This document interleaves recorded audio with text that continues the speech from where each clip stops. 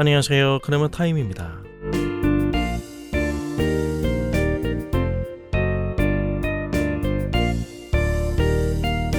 누가복음 10장에서 우리는 사라질 줄 모르는 제자들의 탄성을 듣게 됩니다.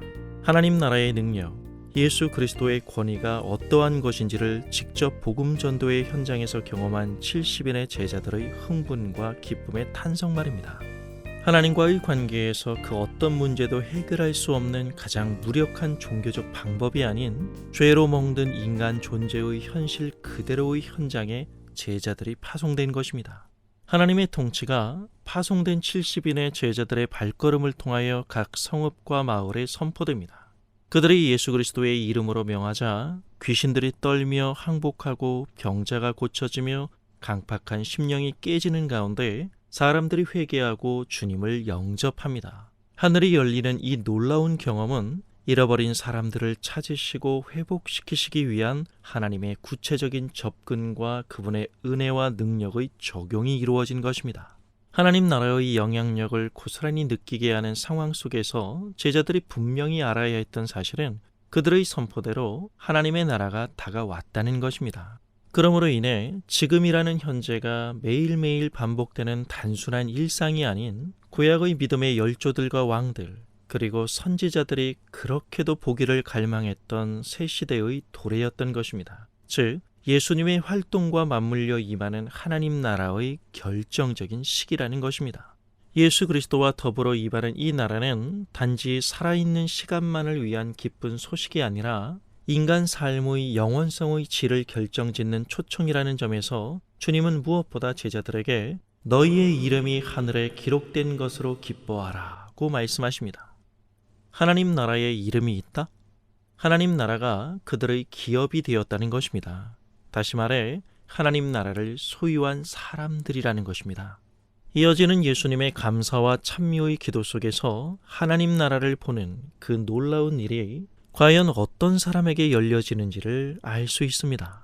기억할 것은 하나님 나라를 볼 수 있는 것은 내 능력에 있는 것이 아니라 하나님의 은혜와 능력에 있다는 사실입니다. 그 은혜를 입은 사람들은 누구인가요? 하나님을 누구보다도 더 잘한다는 자뻑 신념에 쩔은 종교성 짙은 사람들이 아닙니다. 그들은 율법을 항상 연구하며 그 뜻과 내용에 정통한 사람들이었습니다. 그러나 하나님께서 그 눈을 열어주시지 않으면 인간의 똑똑함도 아무 도움이 되질 못합니다. 오히려 순진하고 무력한 어린 아이들로 대표된 사람들이 하나님의 은혜를 입는 것을 알 수 있습니다. 주님 앞에 겸허하고 겸손한 마음으로 나와 꿇어 엎드린 사람들을 주님은 영접하여 주십니다. 은혜 앞에 자신을 비춰봄으로 자기 중심적인 환상을 깬 사람들입니다. 그러므로 하나님 나라에 그 이름이 기록된 이 은혜를 입은 사람들의 정체성은 하나님의 자녀로서 그 나라를 반영하는 것이어야 합니다. 그 삶이 천국을 증언하는 것이어야 한다는 말입니다.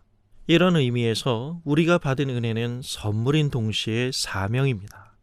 우리는 기독교인이란 특정 종파의 구성원이나 브랜드화된 교회의 멤버가 아니라 주님을 따르는 제자로서의 정체성을 가져야 합니다. 어쩌면 우리는 믿음이라는 허울을 뒤집어쓴 지독한 엘리트주의에 쩔은 분리의식의 사람들이 아닌가 돌아봐야 합니다. 바울이 지적한 대로 은혜에서 멀어진 사람들이 누구인지를 기억하시나요? 믿음을 가장한 자기의 신념으로 믿음을 만들어냄으로써 자기의 신화를 써내려간 사람들이었습니다. 예수님께서 우리가 있는 곳으로 친히 찾아오셔서 십자가와 부활의 삶을 통해 우리에게 영생이라는 영원한 삶의 질을 나눠주셨습니다. 그것의 의미가 내 안에서 살아나지 못한다면 우리가 가진 신앙이 관념 속에서 마치 굳어버린 화석과 같이 되지 않으리란 보장이 없습니다. 그렇다면 무엇으로 어떻게 하나님 나라의 백성으로 살 것인가의 물음 앞에 서야 합니다. 우리가 숨을 쉬는 실제 삶의 현장에서 우리의 모든 생각과 행동과 판단과 결정과 노력과 무엇이든지 우리의 신앙 고백과 그 내용을 거기에 어떻게 얹을 것인가를 고민해야 합니다. 이 과제에 대한 모범 답안이 우리가 앞으로 살펴봐야 할 선한 사마리아인의 비유입니다. 감사합니다.